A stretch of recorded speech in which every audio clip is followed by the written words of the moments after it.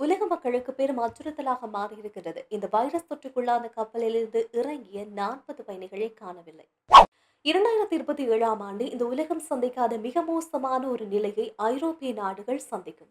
மத்திய கிழக்கில் நிலவுகின்ற போர் சூழலில் செங்கடலை நோக்கி விரைகின்ற பிரான்சினுடைய போர்க்கப்பல். ஏஐ வீடியோக்களுக்கு முற்றுப்புள்ளி வைக்க ஐரோப்பிய ஒன்றியம் எடுத்திருக்கின்ற வரலாற்று சிறப்புமிக்க தீர்மானம். உலக நாடுகளிடமிருந்து அதிகளவான உடல் உறுப்புகளை இறக்குமதி செய்கின்ற சுவிட்சர்லாந்து.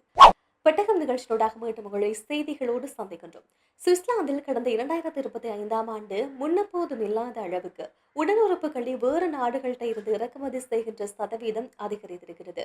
சுவிஸ் டிரான்ஸ்பிளான்ட் அமைப்பு வெளியிட்டிருக்கின்ற தரவுகளின் அடிப்படையில் இந்த உள்நாட்டில் உடல் உறுப்புகளை தானம் செய்பவர்களுடைய எண்ணிக்கை தேவையை விட மிக குறைவாக இருப்பது இதற்கு முக்கியமான காரணம் என்று சுட்டிக்காட்டப்பட்டிருக்கிறது. 2025ஆம் ஆண்டு சுவிட்சர்லாந்தில் சுமார் 50க்கும் மேற்பட்ட இதயம் மற்றும் கல்லீரல் அண்டைய நாடுகள்கிட்ட இருந்து அங்கு கொள்வனவு செய்யப்பட்டிருக்கிறது. அதுவும் குறிப்பாக பிரான்ஸ், இத்தாலி மற்றும் ஜெர்மன் ஆகிய நாடுகள்கிட்ட இருந்து இந்த உடல் உறுப்புகள் பெற்றுக் கொள்ளப்பட்டிருக்கிறது. இதனை யூரோப் டிரான்ஸ்பிளான்ட் போன்ற அமைப்புகள் மூலமாக இந்த கொள்வனவு என்பது உடல் உறுப்புகளை பெற்றுக்கொள்கின்ற நடவடிக்கை என்பது மேற்கொள்ளப்பட்டிருக்கின்றது. இதிலும் குறிப்பாக சுவிட்சர்லாந்துக்கு மட்டும் தற்போது இருக்கின்ற காலப்பகுதியில் 1400க்கும் மேற்பட்டவர்களுக்கு இந்த உடல் உறுப்பு தேவை என்பது இருந்து வருகின்றது. அந்த பட்டியலில் 1400க்கும் மேற்பட்டவர்கள் இருக்கின்றார்கள். ஆனால் இங்க இருக்கிற முக்கியமான ஒரு சிக்கல் என்னவென்றால் சுவிட்சர்லாந்தை பொறுத்தவரையில் உடல் உறுப்புகளை தானம் செய்ய முன்வருகின்ற மக்களுடைய எண்ணிக்கை கணிசமான அளவு குறைவாக இருக்கின்றது. இதனை சரி செய்ய வேண்டும் என்பதற்காக சுவிட்சர்லாந்து ஒரு அதிரடி சட்டத்தை கொண்டு வந்திருக்கிறார்கள். அந்த சட்டத்தின் மூலமாக ஒரு நபர் தான் உயிரோடு இருக்கும் போது உடல் உறுப்பை தானம் செய்ய மறுக்கவில்லை என்றால், மறுப்பு தெரிவிக்கவில்லை என்றால், அவர் உடல் உறுப்பை தானம் செய்வதற்கு முன்வந்திருக்கின்றார் என்றுதான் இனி வருகின்ற சட்டத்தின் மூலமாக ஏற்றுக்கொள்ளப்படும் என்ற ஒரு புதிய சட்டத்தை இப்போது சுவிட்சர்லாந்து கொண்டு வந்திருக்கின்றது. இதன் மூலமாக உடல் உறுப்பு தானம் செய்ய வைக்கின்ற எண்ணிக்கை அதிகரித்தாலும் இப்ப இருக்கின்ற சூழ்நிலையில தற்காலிகமாக வேறு நாடுகள்கிட்ட இருந்து கொள்வனவு செய்ய வேண்டிய தேவை என்பது சுவிட்சர்லாந்தில் அதிகமாகவே இருந்து வருகின்றது என்ற ஒரு சிக்கலான ஒரு சூழ்நிலையை தற்போது சுவிட்சர்லாந்து சந்தித்து வருகின்றது. ஐரோப்பா கண்டம் இதுவரைக்கும் கண்டிராத மிக மோசமான வெப்ப ஆண்டை தற்போது சந்தித்து வருவதாக ஆய்வுகள் மூலமாக தெரிய வந்திருக்கிறது. 2025ஆம் ஆண்டு ஐரோப்பாவினுடைய வரலாற்றில் மிக மோசமான ஒரு வெப்ப ஆண்டாக பதிவாகி இருக்கிறது. இதுல முக்கியமான விஷயம், இந்த வெப்ப ஆண்டு என்பது 2025ஓடு நிற்கப் போவது கிடையாது. 2027ஆம் ஆண்டு இதைவிட கடுமையான வெப்ப அலையும் வறட்சியும் என்பது ஐரோப்பிய கண்டங்களை சூழப் போகின்றது என்ற ஒரு எச்சரிக்கை தற்போது விடுக்கப்பட்டிருக்கிறது. வெளியாகி இருக்கின்ற இந்த தரவுகளை எடுத்து பார்க்கின்ற நேரம் கடந்த சில ஆண்டுகளாக ஐரோப்பாவில் வெப்பநிலை என்பது அதிகரித்துக் கொண்டே வருகின்றது. உலகளாவிய ரீதியில் சராசரியை விட 2 மடங்கு வேகமாக இந்த உயர்வு என்பது வெப்ப அதிகரிப்பு உயர்வு என்பது தொடர்ந்தும் நீண்டு வந்து கொண்டிருக்கின்றது என்ற விடயமும் 2025 கோடைகால வெப்பநிலை பல நாடுகளோடு ஒப்பிடுகின்ற நேரம் ஐரோப்பா நாடுகளில் 45 பாகை செல்சியஸை தாண்டி இருக்கின்றது என்பது முக்கியமாக கவனம் செலுத்தப்பட வேண்டிய விடயம்.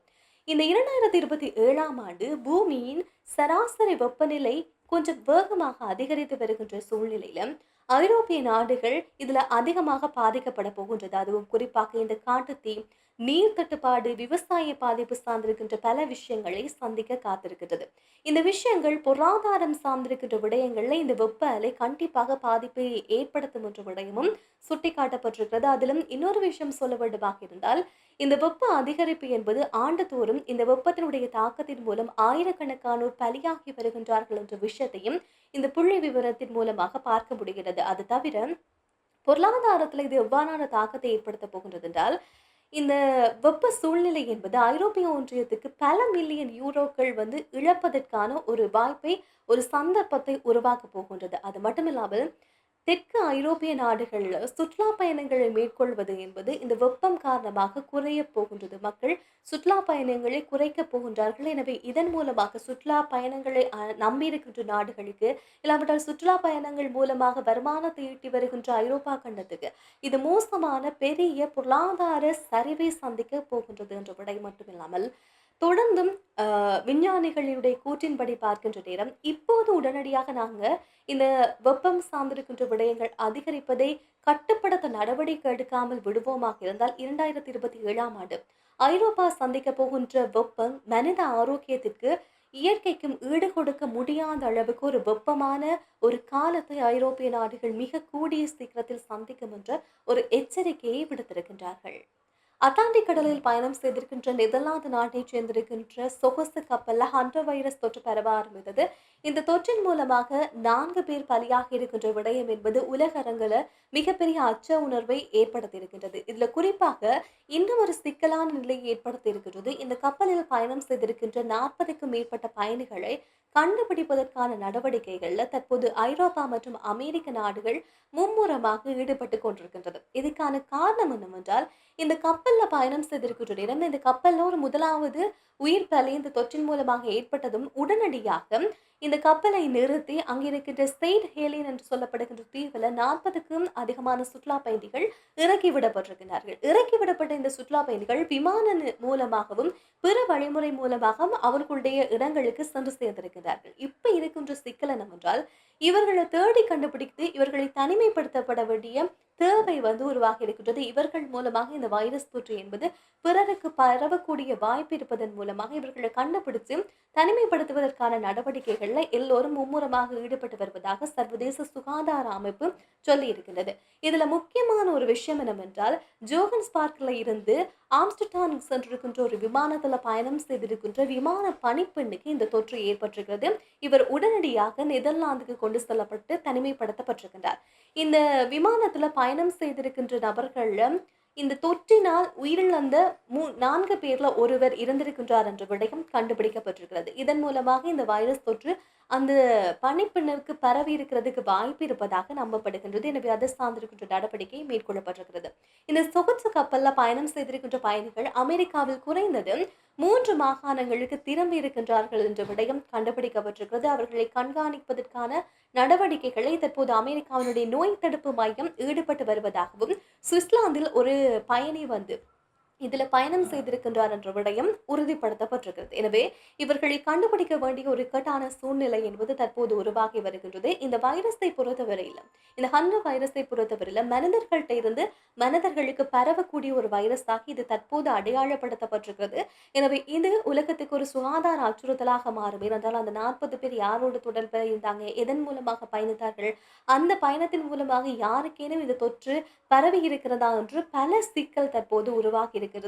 எனவே இப்போது இந்த சொகுசு கப்பல்ல பயணம் செய்த அத்தனை நபர்களும் அத்தனை நோயாளிகளும் வெளியேற்றப்பட்டு அவர்களை சிகிச்சைக்காக ஐரோப்பிய நாடுகளுக்கு அழைத்து செல்லப்பட்டு கொண்டிருக்கிறார்கள். அது மட்டும் இல்லாமல் இந்த சம்பவம் தொடர்பாக இந்த வைரஸ் தொற்று பரவல் குறித்து தீவிரமான கண்காணிப்பு நடவடிக்கைகளை தற்போது WHO முன்னெடுத்து வருகின்றது என்ற விடயமும் அறிய முடிகின்றது. சர்வதேச வர்த்தக பாதையான ஹோர்மூஸ் நீரிணையுடைய கப்பல் போக்குவரத்தை பாதுகாப்பை உறுதி செய்வதற்காக தற்போது பிரான்சும் பிரிட்டனும் இணைந்து ஒரு புதிய திட்டத்தை முன்னெடுத்து வருகின்றார்கள். இதில் ஒரு பகுதியாக பிரான்சுடைய சார்லஸ் டி கோல்ட் என்று அழைக்கப்படுகின்ற விமானம் தாங்கிய கப்பல் குழு தற்போது மத்திய கடல்ல இருந்து சுயஸ் கால்வாயினூடாக செங்கடல் ஏடன் வளைகுடா நோக்கி தங்களுடைய பயணத்தை தொடங்கி இருக்கின்றார்கள். இதற்கு முன்னெச்சரிக்கை ஒரு நடவடிக்கையாகத்தான் இதை பார்க்கின்றார்கள். இதற்கு காரணம், அமெரிக்காவும் ஈரானுக்கும் இடையில் நிலவி வருகின்ற இந்த போர் சூழல் காரணமாக ஹோர்மோஸ் நீரிணை தொடர்ந்து முடங்கி இருக்கின்றது. இதன் மூலமாக சாதாரணமாக கப்பல் போக்குவரத்தை மேற்கொள்வது மிகச் சிரமமான ஒரு இக்கட்டான சூழலாக இருந்து வருகின்றது. எனவே பிரான்ஸ் மற்றும் பிரிட்டன் தலைமையில் 40க்கும் மேற்பட்ட நாடுகள் இணைந்து இந்த கடல்சார் பயணத்தை சுதந்திரமாக மேற்கொள்ள வேண்டும் என்பதற்காக ஒரு புதிய திட்டத்தை கொண்டு வந்திருக்கிறார்கள். இந்த திட்டத்தின் ஒரு பகுதியாகத்தான் தற்போது பிரான்சுடைய கப்பல் என்பது ஹோர்முஸ் நீரிணையை நோக்கி நகர ஆரம்பித்திருக்கின்றது. இந்த நகர்வு என்பது முற்றிலுமாக ஒரு பாதுகாப்பு நடவடிக்கை மட்டுமே. இது யாரையும் பாதிக்கின்ற வகையிலும் இல்லாவிட்டால் யாரையும் அச்சுறுத்த வகையிலும் நாங்கள் இதை மேற்கொள்ளவில்லை என்ற ஒரு விடயத்தை பிரான்சுடைய அதிபர் இமானுவேல் மேக்ரோன் அவர்கள் திட்டவட்டமாக தெரிவித்திருக்கின்றார். இது சர்வதேச சட்டத்துக்கு அமைவாகவே நாங்கள் இந்த நடவடிக்கையை முன்னெடுத்திருக்கின்றோம் என்ற ஒரு விளக்கத்தை கொடுத்திருக்கின்றார். எவ்வாறு இருந்தாலும் சமீபத்தில் பிரான்சுடைய சொகுசு சரக்கு கப்பல் ஹோர்முஸ் நீர்நிலையில பயணம் செய்கின்ற நேரம் ஈரானுடைய ஏவுகணையினால் தாக்கப்பட்டிருந்தது. இந்த தாக்குதல் சம்பவத்தில் பிரான்சுடைய கப்பல் கடற்படை பலத்த சேதத்தை சந்தித்திருந்தது. அதே நேரத்தில் இந்த கப்பல்ல பயணம் செய்திருக்கின்ற மாலுமிகளுக்கு காயம் ஏற்பட்டு மருத்துவ சிகிச்சைகள் எல்லாம் அளிக்கப்பட்டிருந்தது. எனவே இந்த விஷயத்தையும் தற்போது சர்வதேச அளவுல கவனம் செலுத்தக்கூடிய ஒரு விடயமாக இருக்கின்ற சூழ்நிலையில என்னதான் இருந்தாலும் இந்த பொருளாதார சூழ்நிலை இப்ப இருக்கின்ற இக்கட்டான சூழ்நிலையிலும் பிரான்ஸ் எடுத்திருக்கின்ற இந்த நகர்வு என்பது முக்கியமாக கவனம் செலுத்தக்கூடிய ஒரு நடவடிக்கையாக உலக நாடுகள் மூலம் பார்க்கப்படுகின்றது. செயற்கை நுண்ணறிவு பயன்படுத்தி இந்த ஏஐ பயன்படுத்தி உருவாக்குகின்ற புகைப்படங்கள், வீடியோ, ஆடியோ என்பது பொதுமக்களை பெரிய அளவு குழப்பத்திற்குள்ளாக்கி வருகின்றது சமீப காலமாக. இதை கட்டுப்படுத்த வேண்டும் என்பதற்காக ஐரோப்பிய ஒன்றியம் ஒரு நடவடிக்கையை மேற்கொண்டிருக்கிறார்கள். அதில் ஒரு பகுதியாக ஏஐ ஆக்ட் என்று சொல்லப்படுகின்ற ஒரு புதிய சட்டம் கொண்டு வரப்படுகிறது. இது 2026 ஆகஸ்ட் மாதம் முதல் நடைமுறைப்படுத்தப்பட போகிறது. இந்த சட்டத்தின் மூலமாக டீப்ஃபேக் சொல்லப்படுகின்ற இந்த உள்ளடக்கங்களை உருவாக்குபவர்கள் அதனை வெளிப்படுத்துகின்ற நேரம், அதனை எந்த தளத்தில் வெளியிட்டாலும் அந்த தளத்தில் வெளியிடுகின்ற நேரத்துல இந்த வீடியோவோ இல்லாவிட்டால் ஆடியோவோ புகைப்படமோ ஏஐயை பயன்படுத்தி உருவாக்கப்பட்டது என்ற விடயத்தை அதுல குறிப்பிட வேண்டும், வெளிப்படுத்த வேண்டும். அப்படி வெளிப்படுத்தப்பட விட்டால் அது சார்ந்திருக்கின்ற நடவடிக்கை என்பது மேற்கொள்ளப்பட போகிறது. இது குறிப்பாக பொதுமக்களுடைய நலன் சார்ந்தும் தேர்தல் காலங்களில் ஏற்படுகின்ற குழப்பத்தை கட்டுப்படுத்துவதற்காக, அதே போல போலி வீடியோக்கள் மூலமாக மேற்கொள்ளப்படுகின்ற தவறான செயற்பாடுகளை கட்டுப்படுத்துவதற்காக தாங்கள் இந்த திட்டத்தை கொண்டு வந்திருப்பதாக சொல்லப்படுகின்றது. ஒருவேளை இப்படி நீங்க ஏஐல பயன்படுத்துகின்ற வீடியோக்குள்ளேயோ இல்லாவிட்டால் ஏஐனுடைய உருவாக்கப்படுகின்ற ஏதோ ஒரு விடயத்தை நீங்கள் பகிர்கின்ற நேரம், இது ஏஐயால் தயாரிக்கப்பட்டது, உருவாக்கப்பட்டது என்ற விடயத்தை நீங்கள் மக்களுக்கு வெளிப்படுத்த தவறுவீர்களாக இருந்தால், நீங்கள் அது உலகளாவிய ரீதியில ஒரு நிறுவனம் இருக்கின்றாக இருந்தால், அந்த நிறுவனம் உலகளாவிய ரீதியில் ஈட்டுகின்ற வருமானத்துல 7% இல்லாவிட்டால் 35 மில்லியன் யூரோக்களை அபராதமாக வழங்குறதுக்கு இந்த சட்டம் மூலமாக கொண்டு வரப்பட்டிருக்கிறது. எனவே கண்டிப்பாக இந்த சட்டம் முக்கியமாக இப்ப இருக்கின்ற காலப்பகுதியில ஒரு முக்கியமான ஒரு விடயமாக பார்க்கப்படுகின்றது. ஏனென்றால் சமீபத்துல அயர்லாந்து, அதே போல பிற ஐரோப்பிய நாடுகள்ல அரசியல் தலைவர்கள வைத்து நிறைய ஏஐ வீடியோக்கள் தவறான முறையில சித்தரிக்கப்பட்டு வெளியிடப்பட்டது. இதன் மூலமாக பல அரசியல் குளறுபடிகள், சிக்கல்கள் என்பதும் இந்த ஏஐ வீடியோக்கள் மூலமாக சமீப காலங்களாக நடந்து கொண்டிருக்கிறது. எனவே இதை கட்டுப்படுத்துவதற்காக தான் இந்த நடவடிக்கை எடுக்கப்பட்டிருக்கிறது. ஐரோப்பிய ஒன்றியம் இந்த நடவடிக்கை எடுத்ததுக்கு பிறகு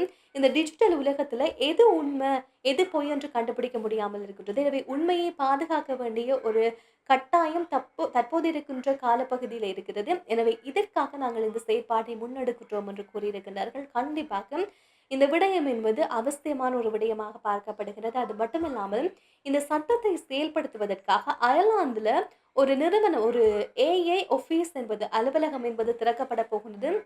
இந்த திறந்ததுக்கு பிறகு இந்த ஆகஸ்ட் மாதம் கொண்டு வரப்போகின்ற சட்டம் வந்து முழுமையாக நடைமுறைப்படுத்தப்பட்டு அது நடைமுறையில இருக்கிறதா என்பதை கண்காணிக்க போகின்றார்கள் இந்த அலுவலகம் மூலமாக.